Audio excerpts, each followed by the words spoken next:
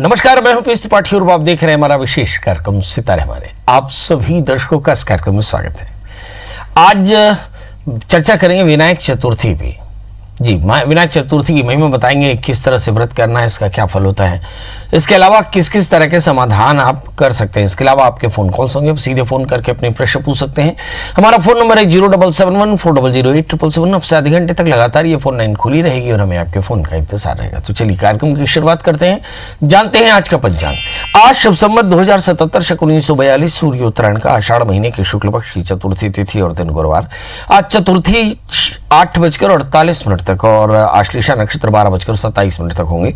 आज चंद्रमा कर्क राशि में होंगे। आज का राहु काल 1:47 से 3:27 तक। तो दोस्तों, ये तो था पंचांग और अब बात करते हैं विनायक चतुर्थी की। भगवान श्री गणेश की आराधना, गणेश की उपासना ज्ञान के सहित सौभाग्य देने वाला है। हर माह के शुक्ल पक्ष में चतुर्थी को आने वाले विनायकी चतुर्थी व्रत कहते हैं और विनायक चतुर्थी को वरद विनायक चतुर्थी के नाम से जाना जाता है। मतलब ये हुआ कि भगवान गणेश चतुर्थी के दिन व्रत करने से वर देने वाले हो जाते हैं। इस दिन गणेश की पूजा करें। गणेश की पूजा मध्याह्न में की जाती है। इस दिन गणेश का पूजन अर्चन करना लाभदायी माना गया। इस दिन गणेश की उपासना करने से घर में सुख समृद्धि, ज्ञान, दौलत, आर्थिक संपन्नता के साथ साथ सद्बुद्धि की भी प्राप्ति होती है। अब बड़ा प्रश्न उठता है कि कैसे करना चाहिए।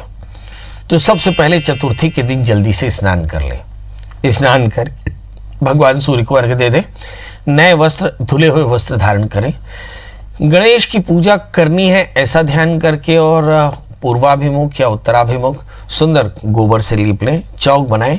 चौक के सामने आसन लगाएं। घी का दिया जलाएं। दाहिने हाथ पर एक लोटे में पानी रखें और अब गौरी गणेश कलश नवग्रह खोड़श मातृका का निर्माण करके गणेश जी का केंद्र में निर्माण करें। गणेश जी की मूर्ति रखें और फिर षोडशोपचार से इन सभी की पूजा करने के बाद गणपति अथर्वशीर्ष से भगवान गणेश का अभिषेक करें और फिर विधिवत उनकी पूजा करें। गणेश के अर्चन के दौरान धूप, दीप, नैवेद्य जो 16 उपचार सामग्री है, ये सारी भगवान को अर्पित करने के बाद भगवान गणेश को तिल से बनी हुई वस्तुओं का भोग लगाना चाहिए। कहते हैं तिल के लड्डू और साथ में मोदक का भोग लगाना चाहिए। मंत्र पढ़ते हैं, सिद्धि बुद्धि सहिताय गणाधिपतये नमः। तो ऐसे भगवान गणपति का सिद्धि बुद्धि सहित पूजन करने से सभी प्रकार की मनोकामनाएं पूर्ण होती हैं। मध्याह्न में व्रतधारी गणेश चतुर्थी की कथा सुने और कथा सुनाए। इसके बाद गणेश जी की आरती हो, विधिवत हवन हो गणेश पूजा के बाद और हवन करने के बाद आरती पुष्पांजलि हो। ओम गंग गणपतये नमः इस मंत्र का एक माला कम से कम जप करें और फिर प्रसाद वितरण करें। इस क्रम से हम गणेश का पूजन कर सकते हैं। पूजन के बाद पूजन की सिद्धि दान से होती है, तो यथाशक्ति गरीबों को दान करना चाहिए। तिल गुड़ के लड्डू, कंबल, कपड़े, ये सब कुछ भी दान करने से सारे कष्टों की निवृत्ति होती है। चलिए, तो ये गणपति की प्रियता के लिए किया जाने वाला विनायकी चतुर्थी व्रत है। और अब बात कर लेते हैं 12 राशियों की। आज ग्रहों की स्थितियां 12 राशियों पर किस तरह से असर करेंगे, इस पर विचार करेंगे। चलिए, तो 12 राशियों का सफर शुरू करते हैं और जानते हैं मेष यानी हरीश की इस राशि वाले जातकों के लिए। देखते हैं कि आज का दिन इनके लिए कैसा रहेगा।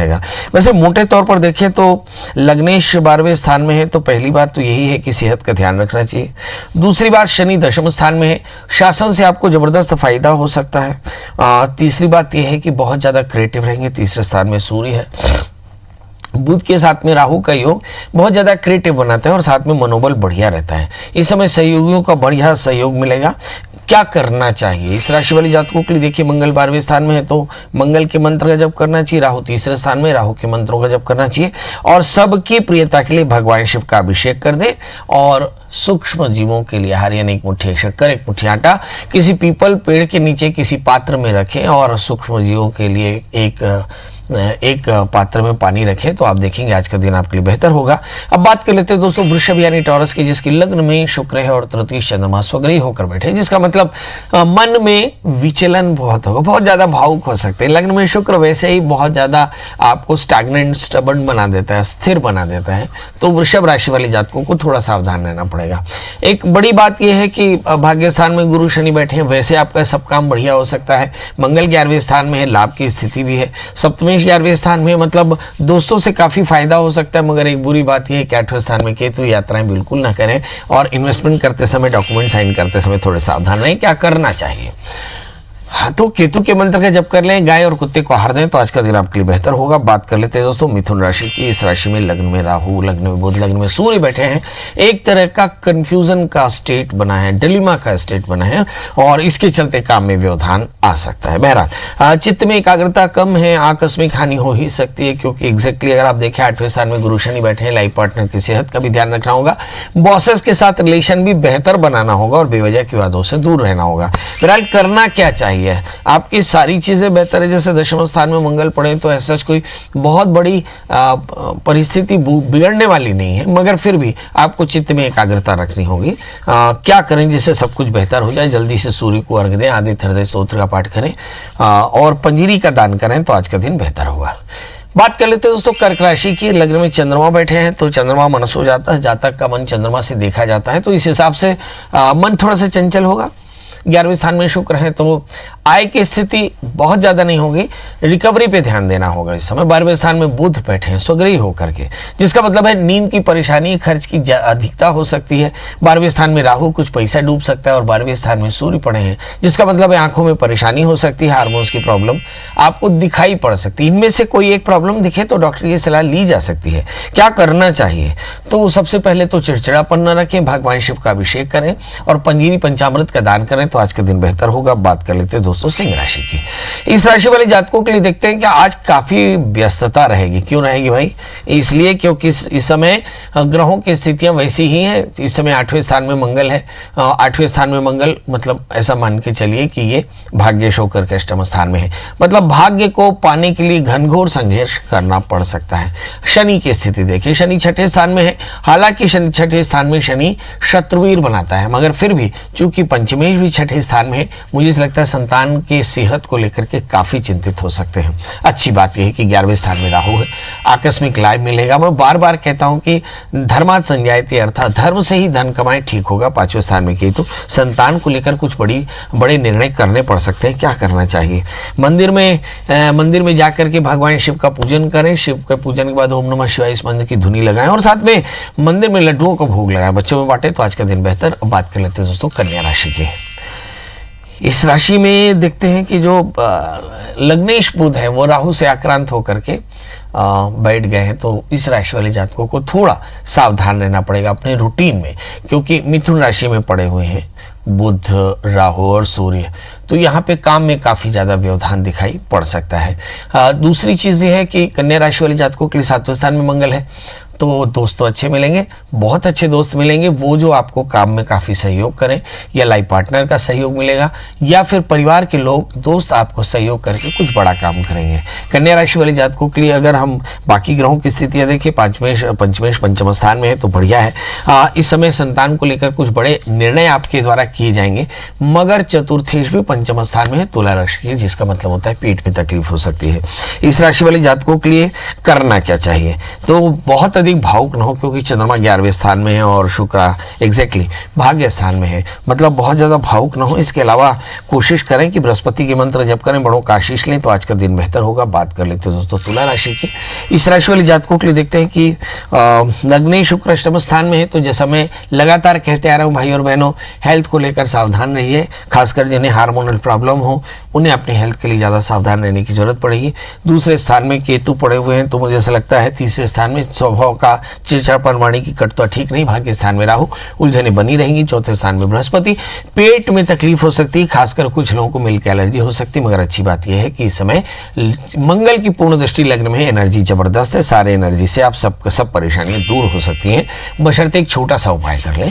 महामाया का दर्शन करें, महामाया की पूजा करें, महामाया की प्रीता के लिए दुर्गा स्तुति का पाठ करें, पंजीरी का दान करें तो आज का दिन बेहतर होगा। बात कर लेते हैं दोस्तों वृश्चिक राशि की। इस राशि वाले जातकों के लिए देखते हैं कि लग्नेश मंगल मीन राशि के होकर के बैठे, मतलब भूमि वाहन मकान के योग दिखाई पड़ते हैं। संतान को लेकर कुछ बड़े निर्णय आप कर सकते हैं। इस समय 8वें स्थान में राहु बुध सूर्य बैठे हैं, जिसका मतलब बेवजह की बातों से मन परेशान होगा, हानियां थोड़ी सी ज्यादा हो सकती है। धन स्थान में केतु, यात्राओं को अगर टाल सकते हो तो जरूर टाल दें। इस समय 3रे स्थान में शनि, आरोग्य से बचना होगा। 3रे स्थान के बृहस्पति, एलर्जी की थोड़ी सी परेशानी हो सकती है। पंचम स्थान में पड़े हुए हैं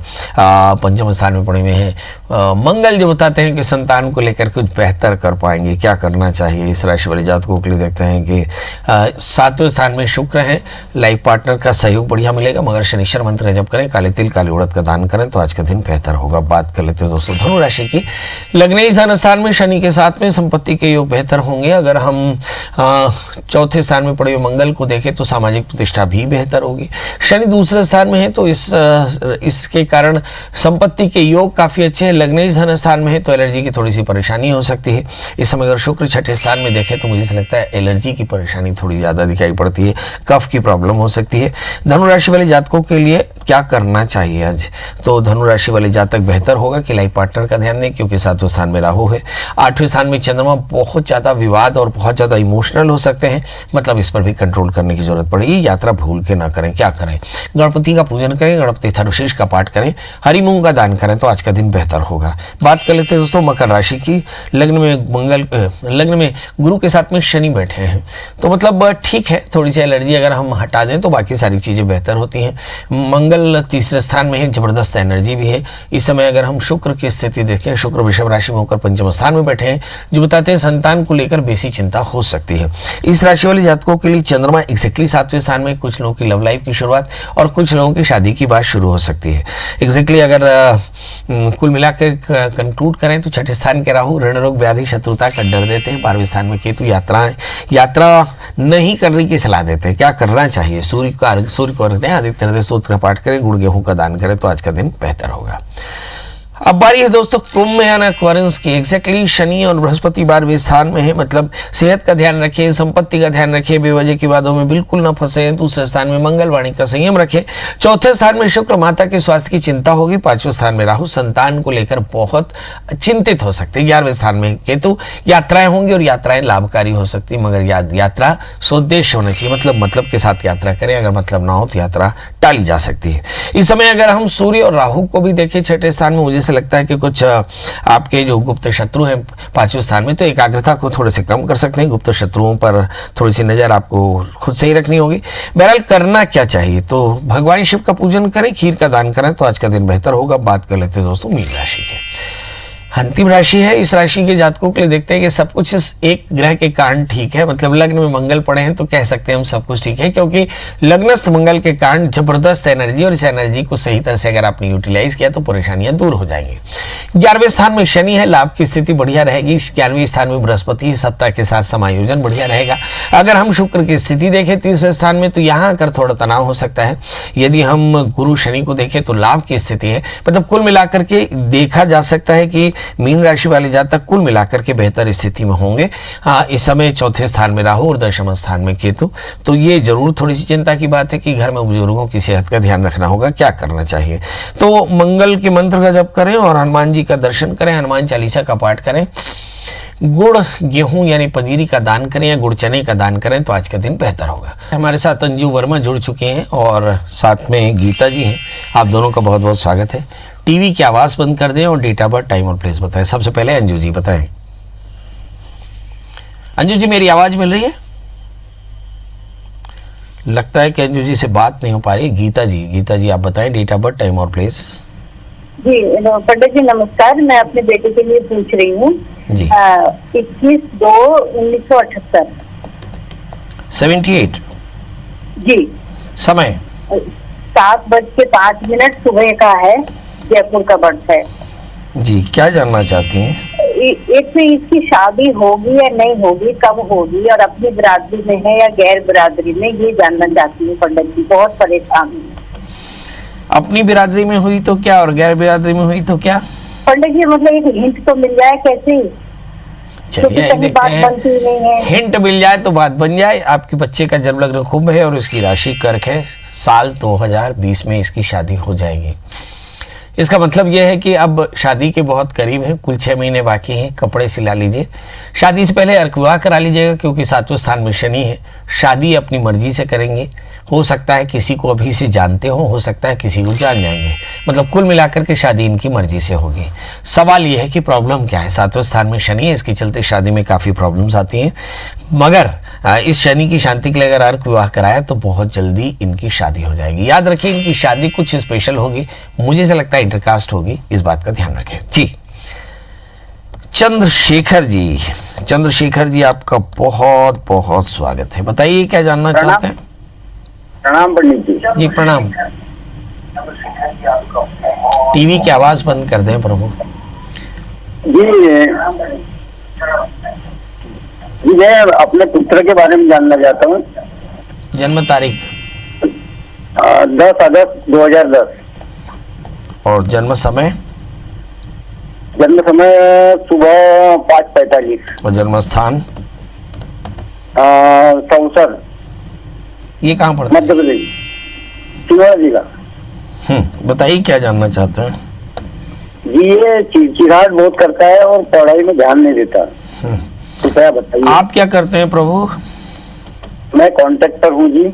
आप कॉन्ट्रैक्टर हैं। आप जब 10 साल के थे तो आप क्या करते थे प्रभु?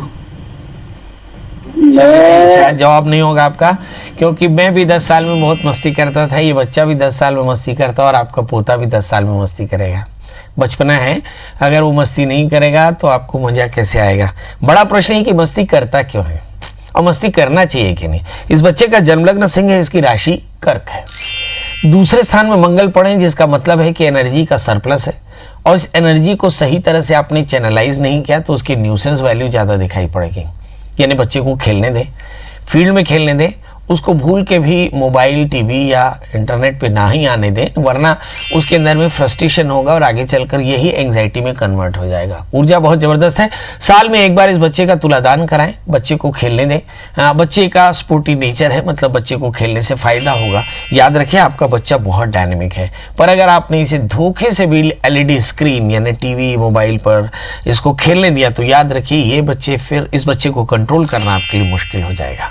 हाँ, तो साल में एक बार तुलादान कराइए, मंगल का व्रत करिए, सब ठीक हो जाएगा जी। तो केशरवानी जी आपका बहुत बहुत स्वागत है। बताइए क्या जानना चाहते हैं?